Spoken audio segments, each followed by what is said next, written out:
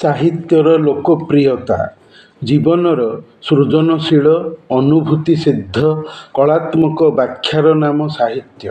ଜୀବନ ସମ୍ପର୍କୀୟ ସମାଲୋଚନା ହେଉଛି ସାହିତ୍ୟ। ସାହିତ୍ୟ ରଚିତ ଏବଂ ପଠିତ ହେଉଛି ମଣିଷର ଆନନ୍ଦ ପାଇବା ପାଇଁ। ଗଦ୍ୟ ପଦ୍ୟ ହୋଇ ଅସଂଖ୍ୟ ସାହିତ୍ୟ ରଚିତ ହେଉଅଛି, ହେଲେ ସବୁ ରଚିତ ସାହିତ୍ୟ ଲୋକପ୍ରିୟ ହୋଇପାରୁନାହିଁ, ଆଦୃତି ଲାଭ କରିପାରୁନାହିଁ, ପପୁଲାର ହୋଇପାରୁନାହିଁ। ସାହିତ୍ୟରେ ମଣିଷର ଜୀବନର କଥା ହିଁ କୁହାଯାଇଥାଏ, ଆଉ ଜୀବନ ମଣିଷର ପ୍ରିୟତମ। ସବୁ ମଣିଷ ଜୀବନକୁ ଭଲ ପାଆନ୍ତି ସିନା, ହେଲେ ସାହିତ୍ୟ ଲେଖିବା, ସାହିତ୍ୟକୁ ପଢ଼ିବା, ପଢ଼ିକି ଭଲ ପାଇବା, ଆଦର କରିବା, ଆଦୃତିରେ ନେଇ ପହଞ୍ଚାଇବା ସମସ୍ତଙ୍କ ଦ୍ୱାରା ସମ୍ଭବ ହୋଇପାରିନଥାଏ। ଆଦର ବ୍ୟକ୍ତିଗତ, ଆଦୃତି ସାମୂହିକ। ସାହିତ୍ୟ ରଚନା ଓ ପଠନ ରୁଚି ବା ଆଗ୍ରହର କଥା। ଏହା ପୁଣି ନୈସର୍ଗିକ ବା ପ୍ରାକୃତିକ ଅଧିକାଂଶ ହୋଇପାରେ, ଅଥବା କିଛି ଲୋକ ସାହିତ୍ୟ ପଢ଼ନ୍ତି ଅଥଚ ସାହିତ୍ୟରେ ଲୋକପ୍ରିୟତା କ'ଣ ଓ କିପରି ସାହିତ୍ୟ ଲୋକପ୍ରିୟ ହୁଏ, ଲୋକପ୍ରିୟତାର କ'ଣ ସବୁ କାରଣ ରହିଛି, ଉପାଦାନ ଅଛି, ସେସବୁ ଜାଣନ୍ତି ନାହିଁ କିମ୍ବା ଏସବୁ ପ୍ରସଙ୍ଗରେ ଭାବନ୍ତି ନାହିଁ। ଇଚ୍ଛା ହେଲା, ସାହିତ୍ୟ ପଢ଼ୁଛୁ, ଆମେ ଲେଖକ ବା ସମାଲୋଚକ ଅଥବା ବକ୍ତା ନୋହୁଁ ଯେ ସାହିତ୍ୟର ଲୋକପ୍ରିୟତା କଥା ଖୋଜିବୁ, ସଭା ସମିତିରେ ଭାଷଣ ଦେଇ କହିବୁ।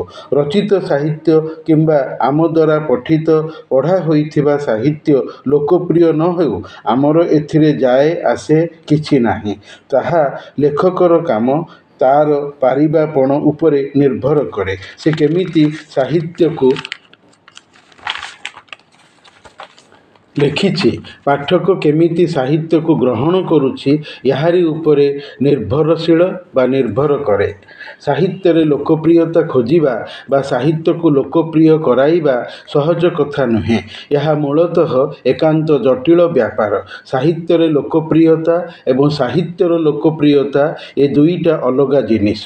ସାହିତ୍ୟରେ ଲୋକପ୍ରିୟତା କହିଲେ କାବ୍ୟ, କବିତା, ଗଳ୍ପ, ଉପନ୍ୟାସ, ନାଟକ, ନାଟିକା ବା ଏକାଙ୍କିକା, ପ୍ରବନ୍ଧ, ସମୀକ୍ଷା ବା ସମାଲୋଚନା ଆଦି ପ୍ରକାର ବିଶିଷ୍ଟ ସବୁ ରହିଥିବା, ସବୁ ଲିଖିତ ଥିବା ସାହିତ୍ୟ ଆସିବେ।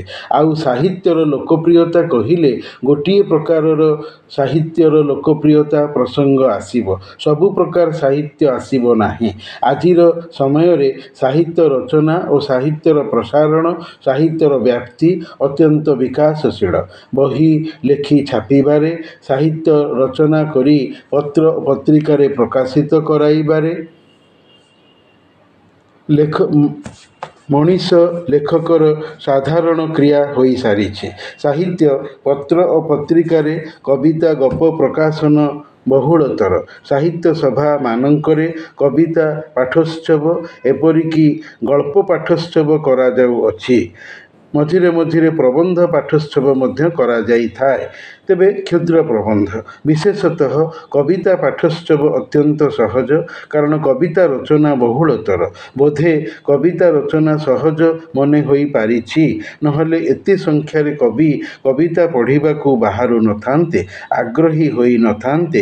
ସମ୍ବାଦପତ୍ର, ସାହିତ୍ୟର ପତ୍ରିକା ମାନଙ୍କରେ କବିତା ବହୁଳ ସଂଖ୍ୟାରେ ବାହାରୁଅଛି, ପ୍ରକାଶିତ ହେଉଛି।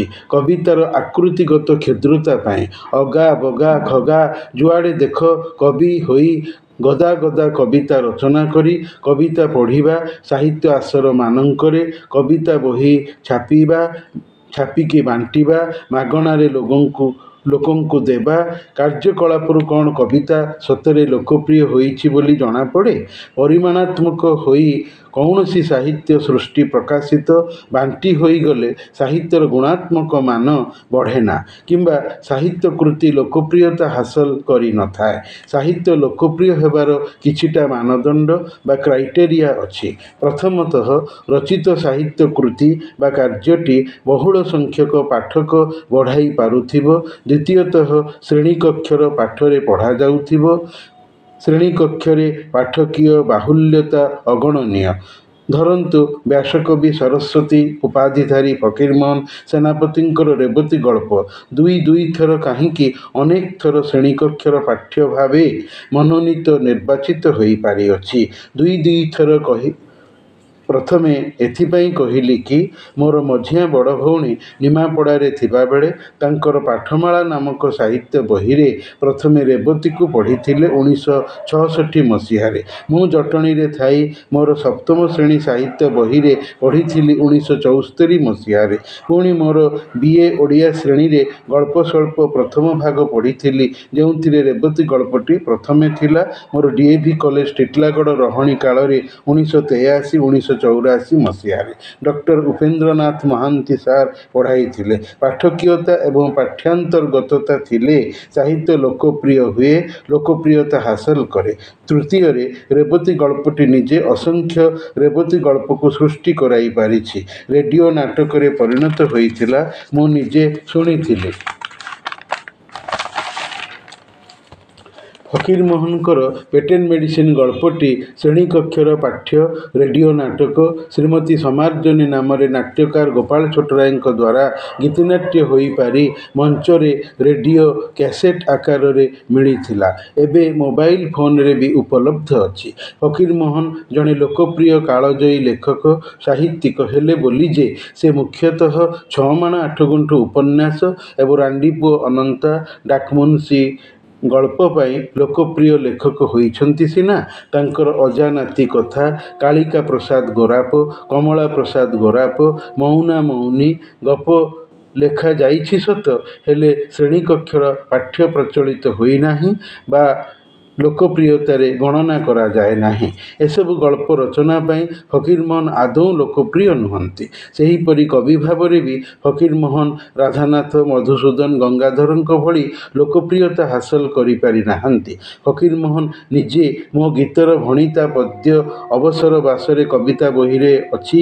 ସେଥିରେ କହିଛନ୍ତି, ନ ଲୋଡ଼ିବ ମୋ ଗୀତରୁ ଭାବର ଗାମ୍ଭୀର୍ଯ୍ୟ, ଛନ୍ଦବଦ୍ଧ ତାନମାନ ପଦର ମାଧୁର୍ଯ୍ୟ, ଯେ ଶକ୍ତି ପ୍ରାପ୍ତ ପ୍ରଭୁଙ୍କ କୃପାରେ, ଗାଇଛି ସେ ସକଳ ସରଳ ଭାଷାରେ। ଅବଶ୍ୟ ଫକୀରମୋହନଙ୍କର ମୁଁ ହାଟ ବାହୁଡ଼ା ନାମକ ପଦ୍ୟଟି ଅନେକ ବର୍ଷ ଧରି ଉତ୍କଳ ବିଶ୍ୱବିଦ୍ୟାଳୟ ଅଧୀନରେ ପ୍ରକାଶିତ କବିତା ସଞ୍ଚୟନ ନାମକ କବିତା ବହିରେ IA ଶ୍ରେଣୀ ବିଜ୍ଞାନ ଶ୍ରେଣୀରେ ବାଧ୍ୟତାମୂଳକ ଓଡ଼ିଆ MILରେ ପାଠ୍ୟ ପ୍ରଚଳିତ ଥିଲା। ତାର କେତୋଟି ପଦ ମୋର ଏବେ ବି ମନ ଅଛି। ଦେଖିଲି ସଂସାରେ ବସିଛି ହାଟ, ଲୋକ ଗହଳିରେ ନ ମିଳେ ବାଟ, ଦୋକାନ ପସରା ଧାଡ଼ିକି ଧାଡ଼ି, ବାଟ ଦୁଇ ପାଶ ବସିଛି ମାଡ଼ି, ଭୁଲାଇବା ପାଇଁ ଗହକି ମନ, ହାଟୁଆଙ୍କ ଦେଖ କେଡ଼େ ଯତନ, ହାଟୁଆ ବାଟୁଆ ଅଛନ୍ତି ଧାଇଁ, ହାଟେ କିଣା ବିକା କରିବା ପାଇଁ। ବିଭିନ୍ନ ହାଟ ବୁଲି ବୁଲିକା କବି ଶେଷରେ ସାହିତ୍ୟ ହାଟ ଯେଉଁ ଦୋକାନଟି ଦେଇଥିଲେ, ସେଥିରେ ଉପନ୍ୟାସ, ଗଳ୍ପ, କବିତା, ଅନୁବାଦ ସବୁକିଛି ସେ ରଖିଥିଲେ। ହେଲେ ଲୋକେ ଉପନ୍ୟାସକୁ ଭଲ ପାଇଲେ ନାହିଁ ଏବଂ କହିଲେ ଏଗୁଡ଼ାକ ପୁଚୁରା ବେଲ। ତାପରେ ବିଲାତି ମାଲର ଯେଉଁ ଇଂରାଜୀ ସଭ୍ୟତା, ଇଂରାଜୀ ସଂସ୍କୃତି ଏବଂ ଇଂରାଜୀ ସାହିତ୍ୟ ପାଠ ପଢ଼ିକି ଲୋକେ ବିଲାତି ହେଇଗଲେ। ବିଲାତି ଏସବୁ ଫଳର ଗୁଣ ଓଲଟା, ହୁଏ ଦେହ ସରୁ ବୁଦ୍ଧିଟା ମୋଟା, ଲାଗିଲାଣି ତାଟଙ୍ଗା ମତେ, ଦେଶୀ ବିଲାତିରେ ପ୍ରଭେଦ ଏତେ, ନାହିଁ ଦେହେ ବଳ ହେଲିଣି ବୁଢ଼ା, ମୋ ନାମ ଭାଇ ହାଟ ବାହୁଡ଼ା। ପୁଣି ତାଙ୍କର ହସି ହସି ଗଲା ମୋତେ କନ୍ଦାଇ କନ୍ଦାଇ କବିତାଟି ମୋର BA ଶ୍ରେଣୀର ପାଠ୍ୟକ୍ରମରେ ସମ୍ବଲପୁର ବିଶ୍ୱବିଦ୍ୟାଳୟ ଅଧୀନ 2 ବର୍ଷିଆ କୋର୍ସରେ ପଢ଼ାଯାଇଥିଲା। ମୁଁ ଅଧ୍ୟାପକ ହୋଇ ପଢ଼ାଇଥିଲି ମଧ୍ୟ DAV କଲେଜ ଟିଟିଲାଗଡ଼ରେ ଥିବାବେଳେ। ଫକୀରମୋହନ ଅବଶ୍ୟ କବିତା ଲେଖିଛନ୍ତି। ଅବସର ବାସରେ, ଧୂଳି, ପୂଜା ଫୁଲ ନାମରେ କବିତା ସଂକଳନ ପ୍ରକାଶ କରି, ତଥାପି କବି ଭାବରେ ସେ ସମ୍ମାନିତ ହେଲେ ଲୋକପ୍ରିୟ ହୋଇପାରି ନାହାନ୍ତି। ତାଙ୍କର କବିତାରାଜି ସେତେ ଦୂର ଉନ୍ନତ କୋଟିକୁ ଉଠିପାରି ନାହାନ୍ତି, ଯେତେ ଦୂର ଉଠିପାରିଲେ କବି ଲୋକପ୍ରିୟ କବି ହୋଇପାରିବ, ଗଣ୍ୟ କରାଯାଇପାରିବ ସାହିତ୍ୟ ରାଜ୍ୟରେ, କଳାର ଦରବାରରେ। ଯଦିଓ କବିତା ଲୋକପ୍ରିୟତା ହାସଲ କରିପାରିବ। ଗୋପବନ୍ଧୁଙ୍କ ରଚିତ ବନ୍ଦୀର ଆତ୍ମକଥା କାବ୍ୟ ଯେମିତି ଅଛି ଯେ, ମିଶୁ ମୋର ଦେହ ଏ ଦେଶ ମାଟିରେ, ମୁଁ ଚାଲି ଯାଆନ୍ତି, ମିଶୁ ମୋର ଦେହ ଏ ଦେଶ ମାଟିରେ, ଦେଶବାସୀ ଚାଲି ଯାଆନ୍ତୁ ପିଠିରେ, ଦେଶର ସୌରାଜ୍ୟ ପଥେ ଅଛି ଯେତେ ଗାଢ଼, ଉରୁ ତହିଁ ପଡ଼ି ମୋର ମାଂସ ହାଡ଼। ଏଇ ପଦକୁ ଆମର ଜଣେ ସଂସ୍କୃତ ଶିକ୍ଷକ ରାଇରଙ୍ଗପୁର ହାଇସ୍କୁଲରେ ତାଙ୍କ ନାଁ ତ୍ରିବିକ୍ରମ ଆଚାର୍ଯ୍ୟ ସେ ତାକୁ ଲାଳିକା କରି ପାରଡ଼ି କରି ଥଟ୍ଟା କରି କହୁଥିଲେ, ମିଶୁ ଦେଶବାସୀଙ୍କର ଦେହ ଏ ଦେଶ ମାଟିରେ, ମୁଚାଲି ଯାଆନ୍ତି ଦେଶବାସୀଙ୍କ ପିଠିରେ, ଦେଶର ସୌରାଜ୍ୟ ପଥେ ଅଛି ଯେତେ ଗାଢ଼, ପୁରୁ ତହିଁ ପଡ଼ି ଦେଶବାସୀଙ୍କର ମାଂସ ହାଡ଼। ତାକୁ ସେ ଥଟ୍ଟା କରନ୍ତି, ଲାଳିକା କରନ୍ତି, ପାରଡ଼ି କରନ୍ତି, ପରିହାସ କରନ୍ତି। ତା ଶିବରାତ୍ରି କବିତା ମୋର ଆଇଏ ଶ୍ରେଣୀରେ ଥିଲା। ସେ କବିତାର ମାନେ ଗୋଟେ ପଦ ମୋର ଏବେ ବି ମନେ ଅଛି। ଦୂରେ ଦେବାଳয়ে ଯିବା ନାହିଁ ପ୍ରୟୋଜନ, ନିଜ ଅଭ୍ୟନ୍ତର ଦେଖ ଫେଣିଣ ନୟନ, ହୃଦ କପିଳାସେ ତୋର ବହେ ପ୍ରେମ ଝର, ବିଜେ କରିଛନ୍ତି ତହିଁ ସ୍ୱୟମ୍ଭୁ ଶଙ୍କର, ସମସ୍ତ ଜୀବନ କର ଏକ ଶିବରାତ୍ରି, ଅନ୍ଧାରେ ନହୁଡ଼ ପଥ ହେ ସ୍ୱର୍ଗ ଯାତ୍ରୀ, ବ୍ୟଥିତ ପ୍ରାଣର ଅନ୍ତିମ ଅଶ୍ରୁ। ଇଏ ବି କବିତା ମୋର ବଡ଼ ଭଉଣୀଙ୍କର ବିଏ ଶ୍ରେଣୀରେ 1980 ମସିହାରେ ରାଇରଙ୍ଗପୁର କଲେଜରେ ପଢ଼ୁଥିବା ବେଳେ ତାଙ୍କର ପାଠ୍ୟାନ୍ତର୍ଗତ ଥିଲା। ସେ କବିତାର ଗୋଟିଏ ପଦ ମୋର ଏବେ ବି ମନେ ଅଛି ଯେ, ଜୀବନ କି ଖାଲି ନିରାଶାର ବାଲି, ମରୁ ମରିଚିକା ସ୍ନେହ ପ୍ରୀତି, ତେବେ କି ଆଶାରେ କହ ଏ ସଂସାରେ, ପର ଲାଗି ନର ମରୁଛି ନୀତି, ବିଶ୍ୱର ମିଳନ ଚିତ୍ର, ରେଳ ଉପରେ ଚିଲିକା ଦର୍ଶନ, କବିତାର ପଠନ ତଥା ପାଠ୍ୟାନ୍ତର୍ଗତତା ଭଳି ସାହିତ୍ୟ ରଚନା ପାଇଁ ସାହିତ୍ୟିକ ଲେଖକ ଯଦି ଉପାଧି ପାଏ, କବିବର, ଭକ୍ତ କବି, ପଲ୍ଲୀ କବି, ସ୍ୱଭାବ କବି ରଙ୍ଗାଯିବ କିମ୍ବା ପୁରସ୍କୃତ ହୁଏ, ପୁରସ୍କାର ପାଏ, ତେବେ ତାର ସାହିତ୍ୟ ଲୋକପ୍ରିୟ ହେଲା ବୋଲି ଜଣାଯିବ ବା ଜଣାଯାଇଥାଏ। ଗଙ୍ଗାଧର ଯେଉଁ ଭକ୍ତି କବିତା ଲେଖିକି ଅତ୍ୟନ୍ତ ଲୋକପ୍ରିୟ ହୋଇଛନ୍ତି। ବିଶ୍ୱ ଜୀବନ ହେ ତୁମ୍ଭଙ୍କୁ କରୁଣା ସିନ୍ଧୁ, ବୋଲିବାକୁ ମନ ବଳୁ ନାହିଁ ଯେଣୁ ସିନ୍ଧୁ ତବ କୃପା ବିନ୍ଦୁ, କିଦେଇ ପୂଜିବି ଯାହା ମୁଁ ଦେଖୁଛି ସବୁ ତୁମରି ପ୍ରସାଦ, ଯାହା ପରସାଦ ତାଙ୍କୁ ଅରପିଲେ ହେବ ସିନା ଅପରାଧ, ମୁକାର ମାତର ମୋର ନୁହେଁ ବୋଲି କହିବାକୁ ନାହିଁ ବାଟ, ଦୁରୁ ଶ୍ରୀଚରଣୀ ଅର୍ପଣ କରୁଛି ଘେନତା ବିଶ୍ୱ ସମ୍ରାଟ। ତେଣୁ ଏଇ ଯେଉଁ କବିତାଟି ଆଜି କାହିଁକି ମନେ ରହିଛି ଏବଂ ମୁଁ ଅଷ୍ଟମ ଶ୍ରେଣୀରେ ପଢ଼ୁଥିଲା ବେଳେ ଏଇଟା ମୋର ପାଠ୍ୟାନ୍ତର୍ଗତ ଥିଲା ଏବଂ ତାକୁ ମୁଁ ବିଏ ପଢ଼ୁଥିଲି MA ଶ୍ରେଣୀରେ ପଢ଼ୁଥିଲା ବେଳେ ମଧ୍ୟ ପାଠ୍ୟାନ୍ତର୍ଗତ ଥିଲା ଏବଂ ଏ କବିତାକୁ ମୁଁ ଅନେକ ଥର ଅଧ୍ୟାପକ ହୋଇ ପଢ଼େଇଛି। ତେଣୁ କାହିଁକି କବିତାଟି ବାରମ୍ବାର ପାଠ୍ୟାନ୍ତର୍ଗତ ହେଉଛି ତାର ଏକମାତ୍ର କାରଣ ଭକ୍ତି କବିତାର ଯେଉଁ ସାର୍ବଜନୀନତା ଆଉ ତାର ଲୋକପ୍ରିୟତାର ଯେଉଁ ଗୁଣ। ସାହିତ୍ୟ ଯଦି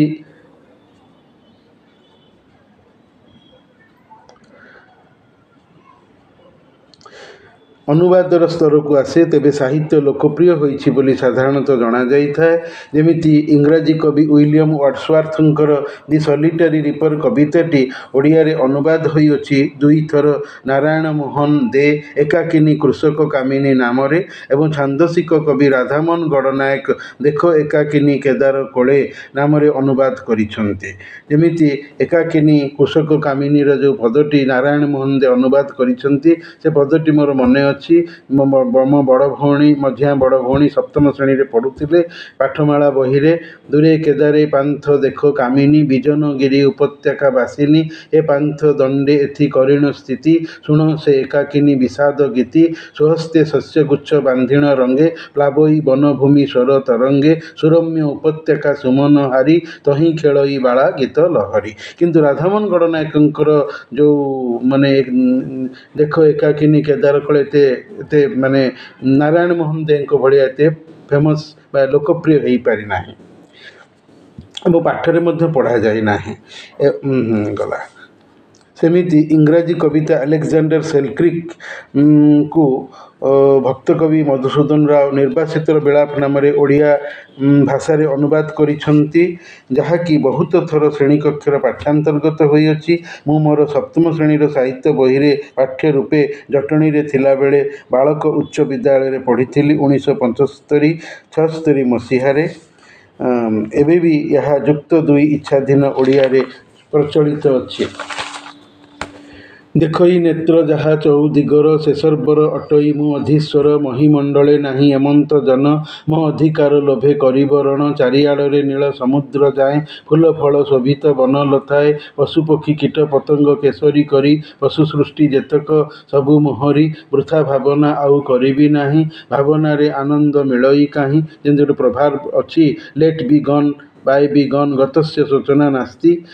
ସେଇଭଳିଆ ଏ ପଦଟି ଅଛନ୍ତି ସର୍ବସ୍ଥଳେ ଜଗଦୀଶ୍ୱର ଦୟାମୟ ଫେଡ଼ିବେ ଦୁଃଖ ମୋହର ଆହା କିବା ଅଦ୍ଭୁତ ମନର ଗତି ଅଚିନ୍ତନୀୟ ଅଟେ ତାର ଶକତି କ୍ଷଣ ମାତ୍ରକେ ମନ କରେ ଦର୍ଶନ ଏହି ଅପରିସୀମ ବିଶ୍ୱଭୁବନ ଜିଣଇ ସହଜରେ ମନୁଷ୍ୟମତି ପ୍ରଭଞ୍ଜନର ବେଗ ଆଲୋକ ଗତି ନିର୍ବାସିତର ବିଳାପ ପଦ୍ୟର ଏହି ସୁଲଳିତ ପଦଗୁଡ଼ିକ ଆଜି ବି ମୋର ହୃଦୟରେ ଅବିସ୍ମରଣୀୟ ହୋଇ ରହିଯାଇଥିବାର କାରଣ ସାହିତ୍ୟ ରଚନାର ଲୋକପ୍ରିୟତା ଛଡ଼ା ଅନ୍ୟ କିଛି ନୁହେଁ। ମଧୁସୂଦନ ରାଓଙ୍କର ପଦ୍ମ କବିତାଟି ଅତ୍ୟନ୍ତ ଲୋକପ୍ରିୟ। ତାଙ୍କର ଜୀବନଚିନ୍ତା କବିତାଟି ବି ଜଣେ ସମୀକ୍ଷକଙ୍କ ଦ୍ୱାରା ବକ୍ତବ୍ୟରେ ଆସିଛି ଯେ ଏହା କବି ଜୀବନର ଚିନ୍ତା ନୁହେଁ ସମଗ୍ର ମନୁଷ୍ୟ ଜୀବନର ଚିନ୍ତା। ଏହି କବିତାର 2-3ଟି ପଦ ମମତା ନାମକ ଓଡ଼ିଆ ସିନେମାର ଗୀତ ଭାବରେ କଣ୍ଠଶିଳ୍ପୀ ପ୍ରଣବ କିଶୋର ପଟ୍ଟନାୟକଙ୍କ ଦ୍ୱାରା ସଙ୍ଗୀତ ନିର୍ଦ୍ଦେଶକ ଶିବବ୍ରତ ଦାସଙ୍କ ଦ୍ୱାରା ଚଳଚ୍ଚିତ୍ର ସଙ୍ଗୀତ ରୂପରେ ମନୋନୀତ ହୋଇଥିଲା 1975 ମସିହାରେ। ମଧୁରାଓଙ୍କର ସୀତା ବନବାସ ହିମାଚଳେ ଉଦୟ ଉତ୍ସବ ନଦୀ ପ୍ରତି ପୃଥିବୀ ପ୍ରତି ନାମକ କବିତା ଜନ୍ମଭୂମି କବିତା ଶ୍ରେଣୀକକ୍ଷର ପାଠ୍ୟ ପ୍ରଚଳିତ ହୋଇଥିବାର କାରଣ ସେସବୁ କବିତାଗୁଡ଼ିକର ଲୋକପ୍ରିୟତା ହେବାର ନିଜସ୍ୱ ସାମର୍ଥ୍ୟ। ସେମିତି ବକୁଳ ବନର କୋକିଳ କବି ପଣ୍ଡିତ ଗୋଦାବରୀଶ ମିଶ୍ରଙ୍କର କାଳିଜାଇ କବିତା ଯାହାକି ବହୁଥର ପାଠ୍ୟାନ୍ତର୍ଗତ ହୋଇଛି ଏବଂ ନାଟକରେ ରୂପାନ୍ତରିତ ହୋଇଛି। ରେଡ଼ିଓ ନାଟକ ଏବଂ ମଞ୍ଚ ନାଟକରେ ମୁଁ ତାକୁ ଦେଖିଛି। ତାପରେ ସେ କବିତାର ଗୋଟିଏ ପଦ ଏବେ ବି ମୋର ମନେ ପଡ଼େ ଯେ ବର ବୋଲି ଯାର ଧରାଇଲ ହାତ କି ତାର ଦେଖିଲ ସିରି ରୂପ ବିଦ୍ୟା ଆଉ ବିଭବ ବାପା ହେ ତିନିଏ ତିନିକି ବଳି ଏଡ଼େ ହୀନିମାନ କରିବାକୁ ଯେବେ ମନରେ ଥିଲା ବିଚାର ଏନ୍ତୁଡ଼ି ଶାଳେଟି ପାଇଁ ବାପା ହେ ତଣ୍ଟି ଚିପି ନ ମାରିଲ। ପୁଣି ଯେଉଁ ପଢ଼ିଥିବା ସାହିତ୍ୟ ବାରମ୍ବାର ପଢ଼ିବାକୁ ପାଠକ ମନରେ ପ୍ରେରଣା ଯୋଗାଏ ଆଗ୍ରହ ଆଣେ ତାହାକୁ ଲୋକପ୍ରିୟ ସାହିତ୍ୟ କହିବା। ଯେମିତି ସଚ୍ଚିଦାନନ୍ଦ ରାଉତରାୟଙ୍କର ଛୋଟ ମୋର ଗାଁଟି କବିତା ବାରମ୍ବାର ପଢ଼ିବାକୁ ଭଲ ଲାଗେ। ମୋର ନବମ ଶ୍ରେଣୀରେ ପାଠ୍ୟ ପ୍ରଚଳିତ ଥିଲା ଏବେ ବି ସପ୍ତମ ଶ୍ରେଣୀର ସାହିତ୍ୟ ବହିରେ ପାଠ୍ୟ ପ୍ରଚଳିତ ଅଛି। ଦୂରଦର୍ଶନରେ ଗାୟନ କରି ଦୃଶ୍ୟ ରୀତିରେ ଦେଖାଇ ବି ଦିଆଯାଇଅଛି। ସାହିତ୍ୟର ଆକୃତିଗତ ବିଶିଷ୍ଟତା ବି ସାହିତ୍ୟକୁ ଲୋକପ୍ରିୟ କରାଏ। ଉଦାହରଣ ହେଲା ଗଳ୍ପ କବିତା ନାଟିକା ଯେମିତି ସଚ୍ଚିଦାନନ୍ଦ ରାଉତରାୟଙ୍କର ମଶାଣିର ଫୁଲ ଜଗୁତିଆଡ଼ି କଣ୍ଠରେ ଯେଉଁ କୁହାଯାଇଛି ଥାଉ ଥାଉ ଅନ୍ୟକୁ ବିଚାର କର ନାହିଁ ମଣିଷ କ'ଣ ମଣିଷକୁ ଠିକ୍ ବୁଝିପାରେ। ସେହିଭଳି ମାଟିର ତାଜ ଗଳ୍ପରେ ଗୋଟେ ଗାଉଁଲି ଚରିତ୍ର ଗୁରୁବାରୀ କଣ୍ଠରେ ଯେଉଁ କୁହାଯାଇଛି ପଠଉଣୀଟାର ଯେଉଁ ମୁହଁ କଥା ଗୁରା ଚାହୁଁକିନା ଖଣ୍ଡାଧାର ପରି ଦିହରେ ଗରିଗଲା ମାଲୋ ଏଡ଼ିକି କଜିଆ ଖୁରୁଣି ମାଇକିନା ପୁଣି ଜଗତରେ ଅଛନ୍ତି ନ ଜାଣିକରି ଘଇତା ଛାଡ଼ପତ୍ର ଦେଇଛି ମଲା ସେ ସାହିରେ କ'ଣ ଆଉ ତିରିଲା ନାହାନ୍ତି ଏଇ ତ ଜୁଲେଖା ଅଛି ଜୁବେଦା ଅଛି ହାମିଦୁ ନିଶା ଅଛି ୟାପରି କିଏ କଣ୍ଟା ବାଡ଼ରେ ନୁଗା ପକେଇ କଳି କରୁଛି ମ ତାଙ୍କମାନଙ୍କ ପାଟି ଫାଳକ ଦିଫାଳ ହେବାର କେହି କେବେ ଦେଖିଛି ନା ଶୁଣିଛି। ତ ଏଇ ଯେଉଁ ମାନେ ସଂଳାପଟି କାହିଁକି ମୋର ମନେ ରହିଲା ନା ହୃଦୟକୁ ସ୍ପର୍ଶ କଲା ହାର୍ଟକୁ ଟଚ୍ କଲା ଏବଂ ବାରମ୍ବାର ସେ ଗଳ୍ପଟିକୁ ମୁଁ ପଢ଼ିଛି ଏବଂ ସେଇଟା ଲୋକପ୍ରିୟ ଗଳ୍ପ ବୋଲି ମୁଁ ଜାଣିଛି। ଅନେକ ମାନେ ପାଠକ ବି ଏହାକୁ ଲୋକପ୍ରିୟ କହିଛନ୍ତି ଏବଂ ଏହା ପାଠ୍ୟାନ୍ତର୍ଗତ ବି ହୋଇଥିଲା। କାରଣ ଏଗୁଡ଼ିକ ପଢ଼ିବା ସହଜ ପଢ଼ିବାଟା ସାହିତ୍ୟର ଆକୃତିଗତ ବିଶିଷ୍ଟତା ବି ସାହିତ୍ୟକୁ ଲୋକପ୍ରିୟ କରାଏ। ଉଦାହରଣ ହେଲା ଗଳ୍ପ କବିତା ନାଟିକା କାରଣ ଏଗୁଡ଼ିକ ପଢ଼ିବା ସହଜ ପଢ଼ିବାଟା ସମୟ ସାପେକ୍ଷ ନୁହେଁ ସ୍ୱଳ୍ପ ସମୟ ମଧ୍ୟରେ ପଢ଼ାଯାଇ ସାହିତ୍ୟିକ ରସ ପରିତୃପ୍ତି ମିଳିଥାଏ। ହୃଦୟସ୍ପର୍ଶୀ ଥିଲେ ବାରମ୍ବାର ପଢ଼ିବାକୁ ବିଭିନ୍ନ ସମୟ ଅବଧିରେ ପଢ଼ିବାକୁ ଭଲ ଲାଗେ ମନ ଚାହେଁ। ଯେମିତି ଗୋଦାବରୀଶ ମହାପାତ୍ରଙ୍କର ନୀଳମାଷ୍ଟ୍ରାଣୀ ଏବେ ମଧ୍ୟ ବଞ୍ଚିଛି ଜାତିର ଧକ୍କା ଏ ମଣିଷକୁ ପଥର କଲା କିଏ ଲୋକେ ବୋଲିବେ କ'ଣ ମୁଣ୍ଡା ସାହାଡ଼ା ପଟ୍ଟନାୟକ ପଇସାଟିଏ ରଚିତ ଗଳ୍ପଗୁଡ଼ିକ ରଚନା ଶୈଳୀ ଭାଷା ପ୍ରୟୋଗ ଉତ୍କଣ୍ଠା ପରିଣତି ଆଦି ଦିଗରୁ ଅବିସ୍ମରଣୀୟ ହୃଦୟବତ୍ତା ଲଭି ଲୋକପ୍ରିୟତାକୁ ସଂଗୃହୀତ କରାଇ ପାରିଛନ୍ତି। ନାଟକରେ ବଦଳି ଯାଇଛନ୍ତି। ଫକୀରମୋହନଙ୍କର ପେଟେଣ୍ଟ ମେଡ଼ିସିନ ଗଳ୍ପର ଆଦୃତି ଏତେ ଦୂର ଅଗ୍ରଗାମୀ ହୋଇଯାଇଥିଲା କି କଥା କଥାକେ ଲୋକେ କହିଥାନ୍ତି ତୋତେ ପେଟେଣ୍ଟ ମେଡ଼ିସିନ ଦରକାର ପୁଣି ସେଇଟା ପରା ରାଣ୍ଡିପୁଅ ଅନ୍ତା। ଡାକମୁନିସ୍ ଗଳ୍ପର ସେହି ବାକ୍ୟ ଆଜି ବି ଲୋକପ୍ରିୟ ହୋଇ ମନରେ ଅଛି କି ପୁଅ କଥା କହିବ କାହାକୁ ଅଜାଗାରେ ଘା ଦେଖାଇ ହୁଏ ନାହିଁ କି ଦେଖି ହୁଏ ନାହିଁ। ସାହିତ୍ୟର ଲୋକପ୍ରିୟତା ସର୍ବଦା ଐକିକ କଦାପି ବହୁକ ନୁହେଁ। ଗୋଟିଏ ସାହିତ୍ୟର ଲୋକପ୍ରିୟତା ସର୍ବଦା ଗୋଟିଏ ସମୟରେ ବିଚାର୍ଯ୍ୟ ହୋଇଥାଏ। ସାହିତ୍ୟର ଲୋକପ୍ରିୟତା କଥା ବିଚାର କଲାବେଳେ କଦାପି ଅନେକ ସାହିତ୍ୟକୁ ଏକାଠି ମିଶାଇ ଅଣାଯାଇ ନଥାଏ। ଫଳରେ ଏକ ସାହିତ୍ୟର ଲୋକପ୍ରିୟତାର ବିଶେଷତାରେ ବାଧା ସୃଷ୍ଟି ହେବ। ନାଟକର ଲୋକପ୍ରିୟତା ସର୍ବାଗ୍ରେ, କାରଣ ଏହା ଦର୍ଶନୀୟ ବେଶୀ, ପଠନୀୟ କମ୍। ନାଟକ ପଢ଼ାଯାଏ ନାହିଁ, ଦେଖାଯାଇଥାଏ। ନାଟକର ପରିସର ପରିବ୍ୟାପ୍ତ। ପଢ଼ିବାରେ ମଞ୍ଚସ୍ଥ ପାଇଁ ତ ପଢ଼ିବାକୁ ହେବ, ନହେଲେ ଅଭିନୀତରେ ସ୍ଥିତିସ୍ଥାପକତାକୁ ଜାଣି ହେବ ନାହିଁ। ଶୁଣିବାରେ ହୋଇ ଶ୍ରାବ୍ୟତାର ସ୍ଥାନ ନେଇଛି ରେଡ଼ିଓରେ, କ୍ୟାସେଟରେ, ଶେଷରେ ଦେଖିବାରେ, ପ୍ରଦର୍ଶନ କରିବାରେ ପ୍ରଦର୍ଶିତ ହେଲେ ହିଁ ନାଟକ ଦେଖି ହୋଇଥାଏ। ନାଟକ ଗଣକଳା ଅସଂଖ୍ୟ ଲୋକଙ୍କୁ ଏକତ୍ର ଉପବିସିତ କରାଇ ଗୋଟିଏ ସମୟରେ ସାହିତ୍ୟର ଲୋକପ୍ରିୟତା ଦେଖିବାରୁ କଳିତ ହୋଇଥାଏ। ପଢ଼ିବା ସମୟ ସାପେକ୍ଷ ହେଲେ ଦେଖିବା ନିର୍ଦ୍ଦିଷ୍ଟ ସମୟର ସୀମାବଦ୍ଧତାରେ ପରିମିତ।